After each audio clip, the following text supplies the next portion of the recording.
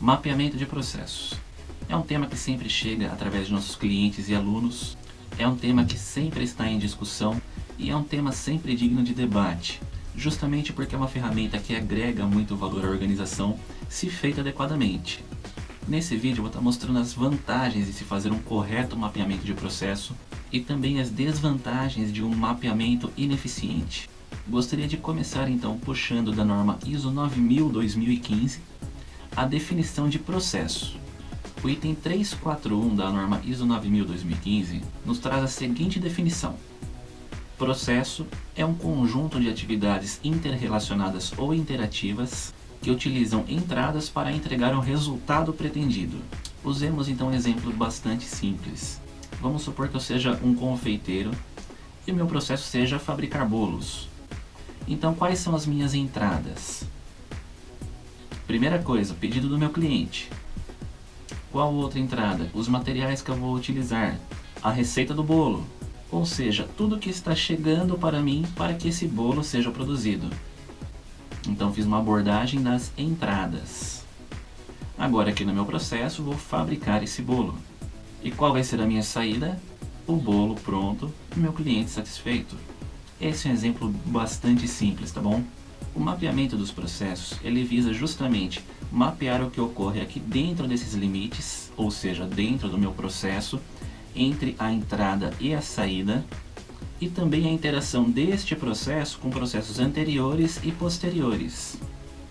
Claro que nesse exemplo nós estamos trabalhando com um processo que a interface de entrada é o próprio cliente que me fez a solicitação, e a interface de saída também é o próprio cliente onde estou entregando o produto. Mas dentro de uma grande organização, dentro de uma empresa que tenha muitos processos, a entrada de um processo geralmente é a saída de outro processo. E a saída desse processo geralmente é a entrada de outro. Ou seja, o mapeamento de processo é uma atividade realizada para mapear as entradas, as atividades e as saídas desse processo, que pode ter interface ou não com outros processos. Seja sua empresa certificada ou não numa norma de gestão, um correto mapeamento de processos vai agregar valor para a sua organização. Pois a proposta é essa, ou agrega valor ou não precisa fazer, correto? Existem dois grandes objetivos de se fazer um correto mapeamento de processos. O primeiro está em atender o requisito da norma. Por exemplo, na norma ISO 9001-2015, verificamos no item 441 tudo o que é necessário com relação ao mapeamento de processos, de uma forma bastante genérica, mas que, se seguida corretamente, vai sim agregar muito valor à organização. Vamos ler juntos aqui. A organização deve determinar os processos necessários para o sistema de gestão da qualidade e sua aplicação na organização, e deve determinar as entradas requeridas e as saídas esperadas desse processo. É o que a gente já falou. O que está entrando no processo, qual que é a minha saída esperada? No exemplo da confeitaria, está entrando os materiais, está entrando a solicitação do meu cliente e está me saindo o bolo. Está sendo a satisfação do cliente daqui. Determinar a sequência e a interação desses processos. Ou seja, novamente usando o exemplo simples que demos, a interface com processos. Interface na entrada, interface na saída. Como falamos, na confeitaria, logicamente, a minha interface é com o próprio cliente. Agora, numa grande indústria, com muitos processos, a entrada de um processo geralmente é a saída de outro processo. E a saída do meu processo aqui geralmente é a entrada de um próximo processo. Vamos continuar. Determinar e aplicar os critérios e métodos, incluindo monitoramento, medições e indicadores de desempenho relacionados, necessários para assegurar a operação e o controle eficazes desses processos. Uma das principais vantagens está justamente nesse item, o 441, letra C. E eu vou explicar na sequência o porquê que a principal vantagem está aí. Continuando. Determinar os recursos necessários para esses processos e assegurar sua disponibilidade. Dentro desses processos, quais são os recursos que são necessários para a operação? Seja recurso humano, seja recurso de infraestrutura ou ambiente de trabalho. Abordar os riscos e oportunidades conforme determinados de acordo com os requisitos de 6.1. Esse assunto para o próximo vídeo, onde vamos estar tratando sobre a gestão, a abordagem de riscos, a nova cara da norma ISO 9001. Agora, partindo para exemplos de abordagens, de modelos de interação entre os processos, é fácil verificarmos em várias organizações modelos eficientes, modelos menos eficientes. Eu vou mostrar os dois aqui. Eu reitero que essa é minha opinião do que é mais eficiente, menos eficiente. Vou explicar por quê. Quando você verifica modelos como esses que a gente está vendo aqui, é difícil da gente entender a interação real entre os processos.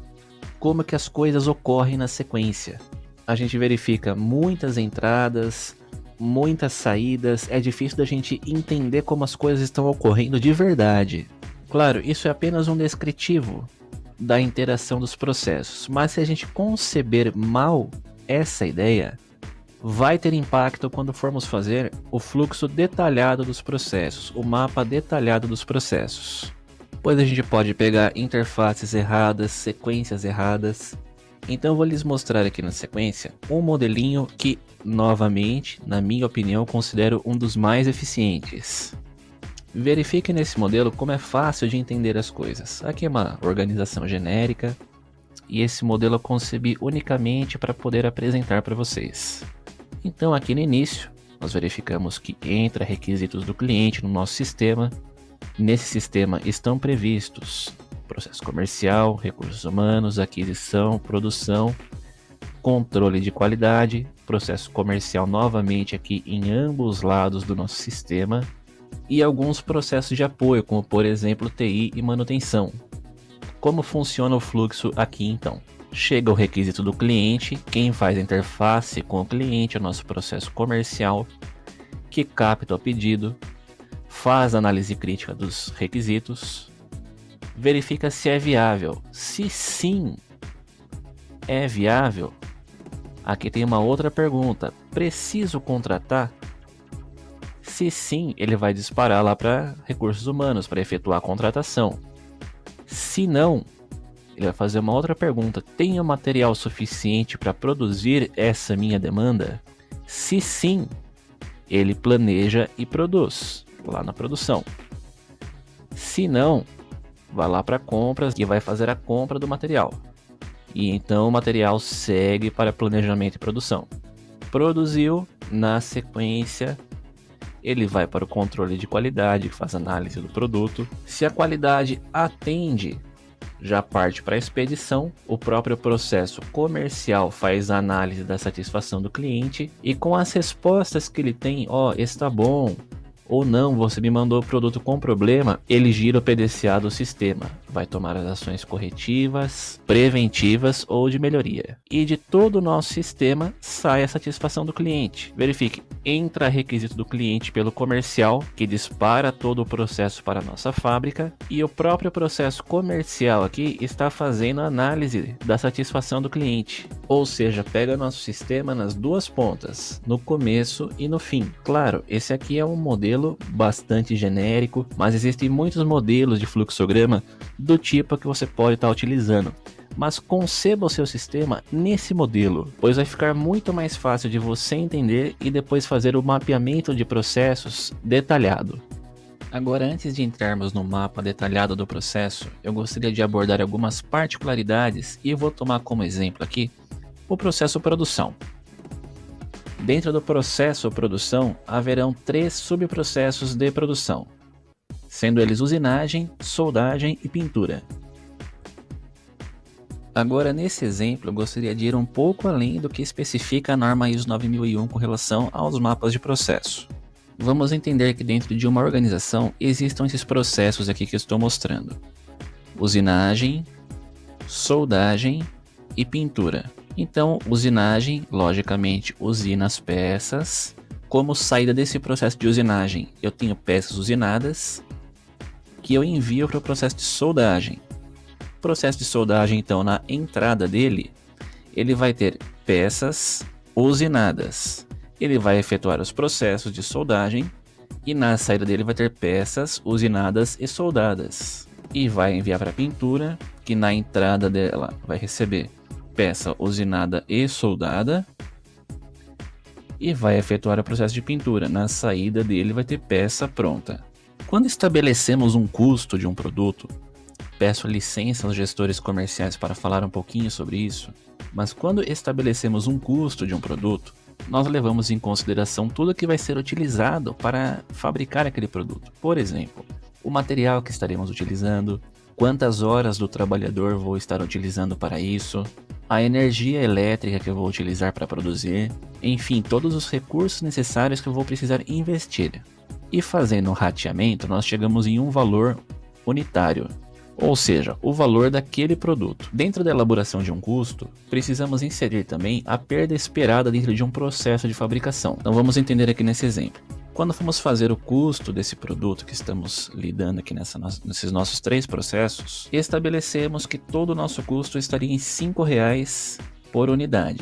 Estamos falando de custo que é diferente de preço. E na composição desses R$5 por unidade, estão inclusos esses 25 centavos de perda, pois sabe-se que nesse processo aqui costuma se perder em torno de 5%.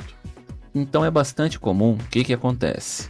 Vamos implantar os 9001 na nossa fábrica, vamos mapear nossos processos, aí beleza. Vamos estipular então um indicador de perdas. Qual que vai ser a nossa meta? Vamos ver com o comercial quanto que eles estipularam lá que pode perder. Aí vai no processo comercial e verifica que eles estipularam dentro do custo 5%. Ok, então vou colocar meta geral da minha fábrica, 5% máximo de perda. Vamos entender o que pode dar de errado aqui. Ok, então para cada um desses processos, vou colocar um indicador com meta estipulada em 5% máximo. Então, na teoria, está entrando um lote de 1000 peças para produção, a minha entrada aqui está em 1000 no processo de usinagem, e com as perdas que eu tive, eu retornei 970. Na teoria, está menos do que 5%, estou dentro da minha meta. Chegaram no processo de soldagem 970 peças. Com todas as perdas que tivemos, retornamos 950 peças. 20 se perderam no processo. Dessa forma, ainda estou dentro dos meus 5% de perda aqui. No processo de pintura, entraram 950 peças. Depois das minhas perdas, depois do processo, retornei 930. Ainda estou dentro dos 5%. Essas 20 peças que eu perdi aqui dá menos que 5% dentro das 950 que entraram. Então, além desse erro grosseiro que já enxergamos, pois estabelecendo aqui as metas individuais de 5% em cada processo, nos resultou uma perda total, né, esses 930 aqui, 1000 de entrada, menos 930, eu perdi mais do que 50 peças que era previsto, eu perdi 70 peças, então já estou fora do custo estabelecido. Então esse já é um erro grosseiro que muitas empresas cometem, mas também uma meta global para todos esses 3 processos não nos mostraria com precisão o que estaria ocorrendo, o que estaria provocando as maiores perdas e quais dessas perdas são mais significativas. Vamos entender o que eu estou falando aqui, convertendo tudo isso aqui para dinheiro. Vamos entender aqui dessa forma. Esse lote de 1000 peças que entrou na usinagem, entrou custando R$2 cada item. Após usinado, ele saiu custando R$3 cada item. Então, no processo de soldagem, cada item entrou custando R$3 e após o processo de soldagem, saiu custando R$4,50 cada item. E assim, no processo de pintura, cada item entrou custando R$4,50 e saiu custando R$4,80. Veja como a perda em cada processo tem pesos diferentes financeiros. Uma perda aqui no processo de usinagem vai custar R$3. Já uma perda aqui no processo de soldagem, ela vai custar R$4,50. E uma perda no processo de pintura, ela vai custar R$4,80, porque vai englobar tudo que foi feito nessa peça até agora. Então, o correto, ao se estabelecer meta em um processo, você está fazendo um mapeamento de processos aí, está interessado no mapeamento de fluxo de valor, você deveria ponderar quanto seria permitido de perda em cada um desses processos. Entendemos aqui que as metas de perda deveriam ser decrescentes. Então fique bem ligado nisso, porque uma meta mal estipulada, como vimos aqui, pode te gerar, além de um indicador falso, ela pode te gerar perdas invisíveis. Porque você vai e olha o indicador desse processo, olha o indicador desse processo, olha o indicador desse processo. Tá todo mundo dentro da meta. Então por que eu estou com um custo tão alto? O que está acontecendo? Né? não consigo enxergar essas perdas. Então vale a pena você atentar com relação a isso. Uma outra ferramenta excelente na hora de você fazer um mapeamento de processos, e você que está interessado em também mapear o fluxo de valor aí dentro, é o próprio VSM, que é o mapeamento de fluxo de valor em inglês aí, mas é uma ferramenta da produção enxuta. Tem bastante ferramentinhas excelentes para você conseguir fazer todo o mapeamento de uma empresa aí com relação ao fluxo de valor. Mas dessa forma aqui, como eu expliquei para vocês, genericamente, lógico, e de modo bem simples, você já consegue trabalhar esse fluxo de valor. Você consegue entender o que está entrando de valor naquele processo, o quanto de valor aquele processo agrega, e quando eu falo valor eu estou falando de dinheiro, quanto que eu poderia perder naquele processo para não impactar no custo industrial, além das interações com os outros processos. Dentro do processo produção, como verificamos lá no nosso mapa de processos modo macro, ou seja, aquele macro fluxo, verificamos o processo produção. Dentro do processo produção, tratamos de 3 subprocessos: usinagem, soldagem e pintura. Eu poderia fazer um mapa de processos englobando somente, no modo um pouco menos detalhado, o processo de produção.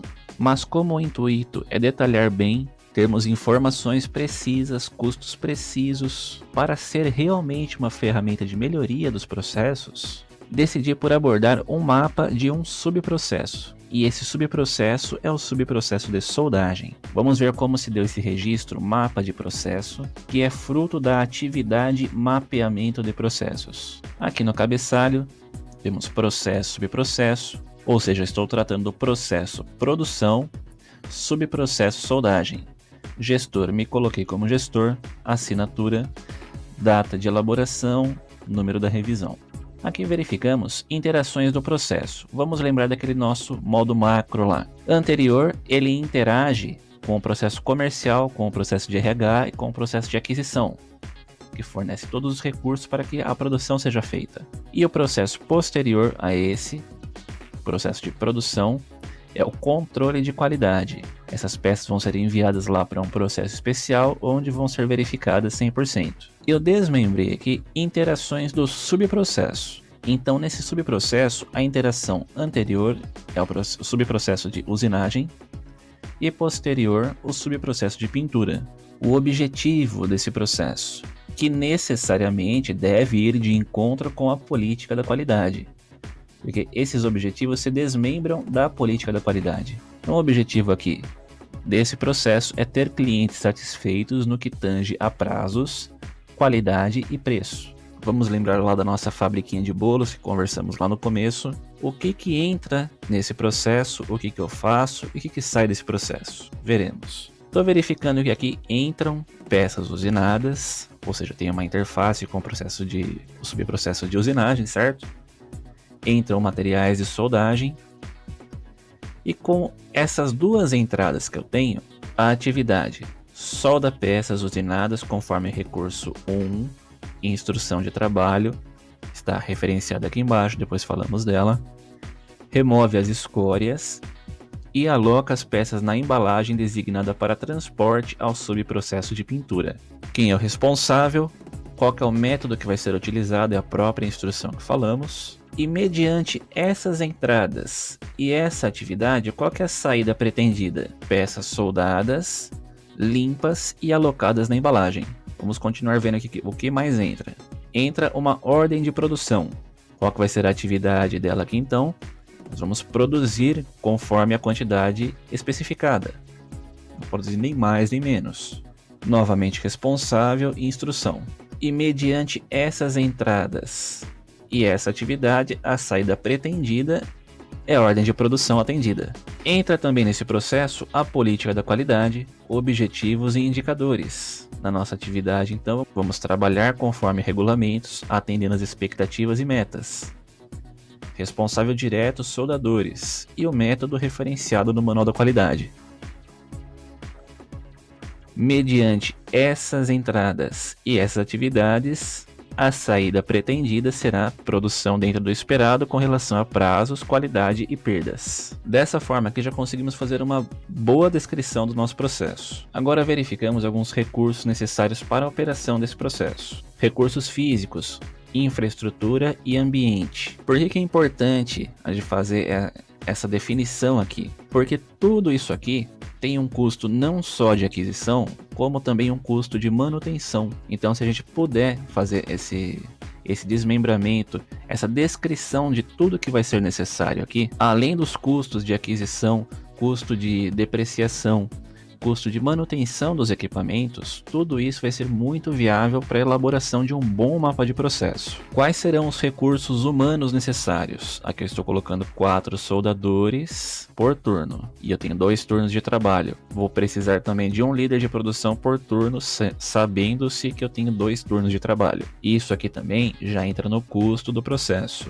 Recurso de documentação e informação necessária, a instrução que referenciamos lá em cima, que contempla as particularidades, como que o soldador vai proceder para fazer a soldagem, que posição ele vai utilizar, qual que vai ser o consumível de solda que ele vai utilizar, enfim, o detalhamento maior da atividade dele. E na teoria, aqui não vai influir tanto no custo ainda. Aqui já estou mapeando também uma parte do fluxo de valor. Estou verificando qual que é o custo do produto na entrada, qual que é o custo do produto na saída. E se eu colocar todos os mapas juntos, eu consigo verificar toda a agregação de valor do começo ao fim do processo industrial. Aí você fala, mas puxa, mas eu tenho 300 tipos de produtos diferentes que eu trabalho. Vou precisar mapear todos? Vale a pena mapear todos? Eu te digo o seguinte, o custo que você vai ter não gerenciando essas informações é muito maior do que você pegar uma equipe e trabalhar, fazer todo o levantamento desse custo aqui. Então cabe a você ponderar se vale a pena ou não. Aqui eu tenho os indicadores desse subprocesso, que se você for ver, vai muito de encontro com o que está falando aqui no nosso objetivo, que se desmembrou da política da qualidade. Nosso objetivo é ter clientes satisfeitos no que tange a prazos, qualidade e preço. Então aqui eu tenho um indicador de produtividade, tenho um indicador de prazo de entrega, tenho um indicador de refugos de processo. Tudo isso aqui está indo bastante de encontro com aquele objetivo. Poderia ainda ter um indicador à parte de um outro processo de gestão da qualidade, monitorando as reclamações dos clientes. Aí a gente fecharia completamente esse objetivo mesmo. Quem é o responsável por esses indicadores? A periodicidade de medição desses indicadores e as metas para cada indicador. E esse é o fruto do mapeamento de processos. Nele conseguimos entender tudo que entrou no processo, o que nós fazemos no processo, o que sai desse processo, quais são os recursos necessários, quais são os custos que estão envolvidos dentro desse processo ou desse subprocesso, e quais são as medições que eu vou realizar em cima desse processo para saber se ele está atendendo esse objetivo aqui. Dessa forma fica fácil de entender, não? Quem tiver alguma dúvida ainda pode entrar em contato através do nosso site que está aqui na descrição do vídeo. Eu mesmo procuro responder a maior parte das dúvidas. Agradeço a atenção e dessa forma encerramos nossa aula. Até o próximo vídeo.